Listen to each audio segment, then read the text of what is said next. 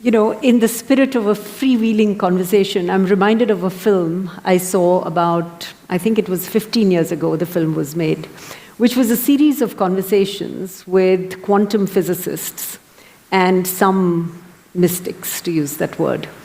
And the whole premise of the film was that the mystic and the quantum physicist is seeking an answer to the three basic questions, which are, who am I, where have I come from, and where am I going? I did not understand the film then. I am hoping that you would be able to throw some light on the three questions and, you know, what the physicists and the mystics are seeking. So you are asking me who you are? Kind of. See, it's all right to walk on the street, point at one of you and say, who are you? It's okay. You go to somebody and say, who am I?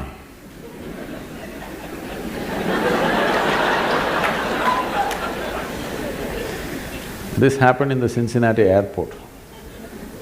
People had lined up to check in at the check-in counter.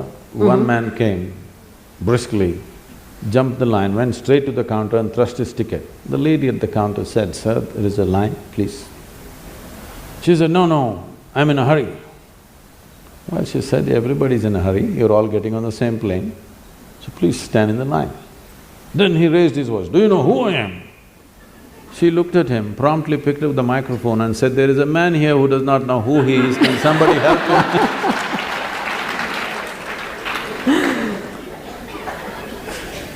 So, you should never address this question to someone else.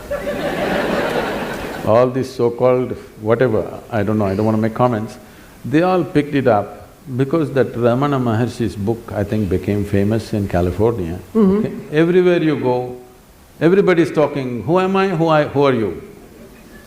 Who am I is a question that should be addressed within you, digging every time you ask it, digging it deeper and deeper and deeper into yourself. You never go and ask somebody, who am I? That smacks of something else. I was teaching a program in Los Angeles and this is maybe 150, 200 people. Half of them are all Hollywood types and a whole lot of them look alike, many especially women, not because they're sisters, because they have the same doctor.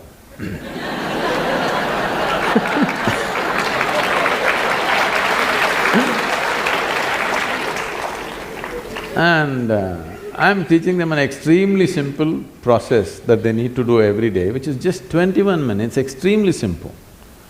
Just that. They're saying, Sadhguru, you're teaching us all these things. But Ramana Maharshi said, you don't have to do anything. Oh, Ramana came all this way from Tiruvannamalai. I said, yes, he is absolutely correct. You don't have to do anything. And he did nothing. He simply sat in one place like this, 14 years. Rats came and bit into his thighs, festering wounds, worms came out of it, but he did nothing, simply sat. Said, you people are made like this, if a mosquito bites you, you'll call 911. You don't talk about doing nothing. Ramana talks about doing nothing, leave that, that's not your business. You are made like this, you don't talk about doing nothing. Ramana talked about, who am I, who am I? You never utter this to anybody.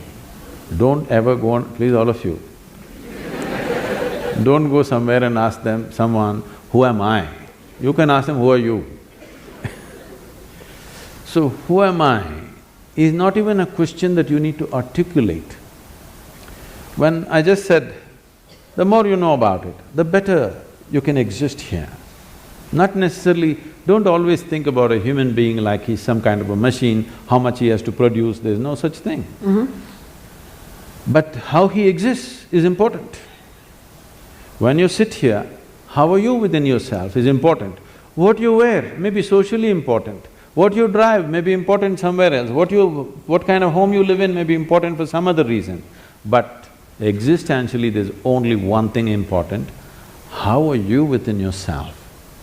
Are you pleasant or unpleasant every moment of your life? In 24 hours, how many moments of pleasantness, how many moments of unpleasantness, and how much support does it need to keep you pleasant? That's a question. Right now, in pursuit of human well-being, we've ripped the planet apart and still well-being is not happening. Comfort has happened, convenience has happened, well-being for sure has not happened, isn't it? As a generation of people, we are the most comfortable generation ever. Never before anybody could even imagine these things. But we cannot say we are the most joyful or blissful or ecstatic generation, no. Are we worse than others? I don't believe so. Every generation, same nonsense. Some people lived fantastic within themselves, others went through all the nonsense they had to go through. This is not because of what's happening to them. See, there are two kinds of suffering.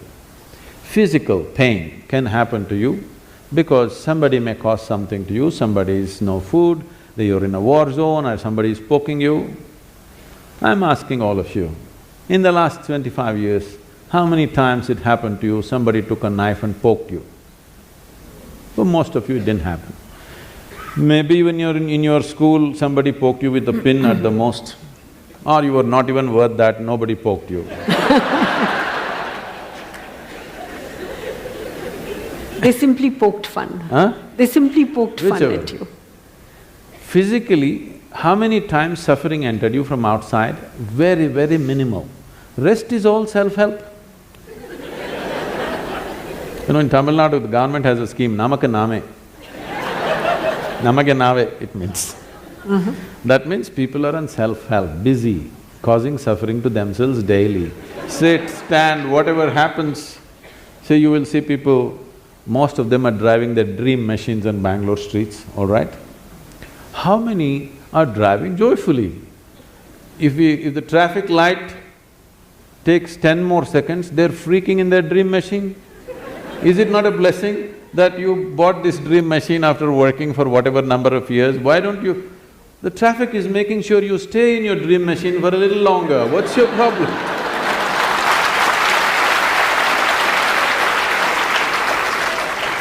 I'm saying just about anything, people are suffering. So suffering is not happening because of something else, it's simply because people do not know how to manage their body, their mind, their energies, their emotion, nothing. Because no attention has been paid. No attention to the nature of who you are has not been paid.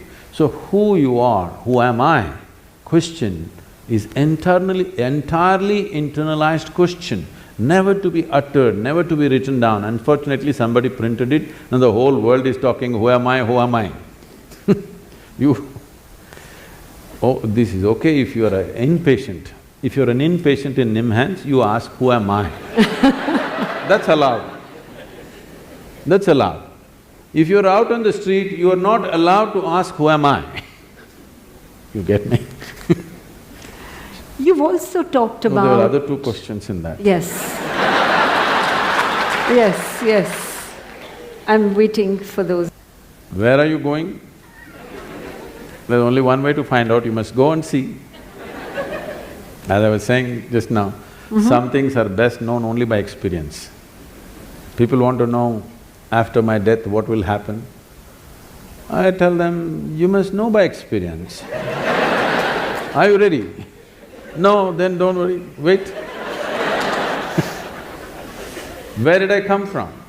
See, essentially what you're asking is, all three questions put together, you're asking, what is the nature of my existence? Yes. Am I this body? Am I this? Am I that? What am I? What is the nature? Because whichever way you look at it, you can prove I'm that.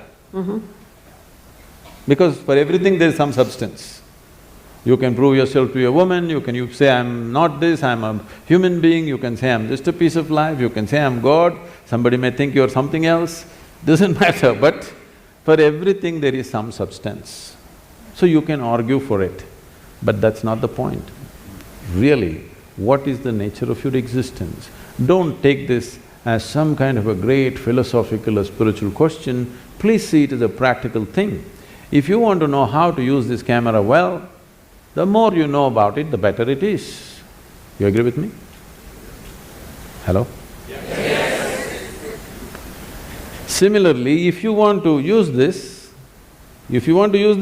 human being properly, the more you know about it, the better it is. So self-realization is a very practical thing, not an esoteric thing. What you think is esoteric is all the things that you don't have an understanding of. You want to make it esoteric or you want to make it mystical. Let's understand this word mysticism or mystical. Anything that you don't understand will look mystical to you, isn't it? Suppose you don't know what's electricity, you have no concept of that. Now, I press something here, boom, lights come on. Very mystical for you, isn't it? See, if I just had a light bulb 1,000 years ago, I could have claimed I'm God and it would have worked. Came too late, you know.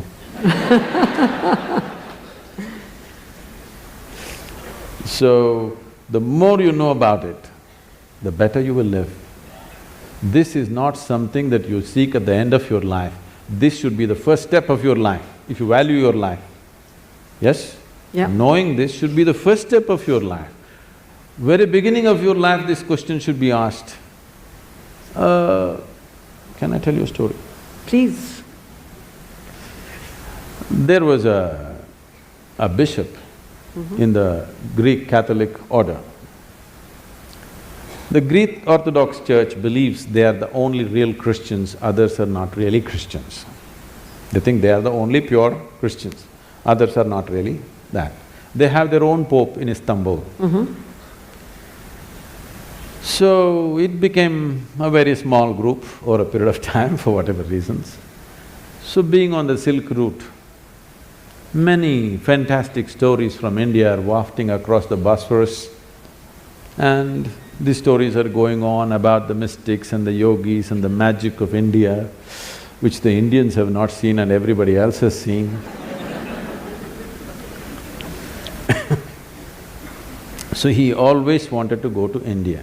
But being a man of cloth, he could not really choose where to go. After 60 years of age, when he semi-retired, he got an opportunity and he came to southern India. And he found the right kind of guides. Somebody told him, you go up this mountain, and they gave him the landmarks, and here there's one yogi, he is the right one to meet for you. So he climbed up the mountain. The man is not made for mountains. You know, mountains demand certain things from you. So he went up, and as they had said, there was a yogi sitting in front of a cave, blissed out. He went and he had heard that if you see an Indian yogi, you have to prostrate. But for that also, you need some fitness. This is a part of the Indian thing because that's the only exercise most Indians do. So whatever you see, you just bow down. But now they've learned a shortcut there too. The idea is to touch the floor. Every time you keep doing it through the day, it's a good exercise, you don't have to spend extra time for exercise. So he struggled and scraping himself and sat up. All this commotion, the yogi opened his eyes and smiled. So the bishop asked, can I ask you a question? The yogi said, by all means. The bishop asked, what is life? This is after 60. The damn question you should have asked when you were 6, at least 16 you must have asked. No, 60, all right, better late than never, sometime you asked. So, when he asked this question, what is life, the yogi went into raptures. And then he said, life is like the fragrance of jasmine upon gentle spring breeze. The bishop looked like this, what? Fragrance of jasmine on gentle spring breeze? But our teacher told us, life is like a thorn. Once it gets into you, if you sit it hurts, if you lie down it hurts, if you stand up it hurts. And you are saying it is fragrance of jasmine, spring breeze and all this stuff. The yogi smiled and said, well, that's his life.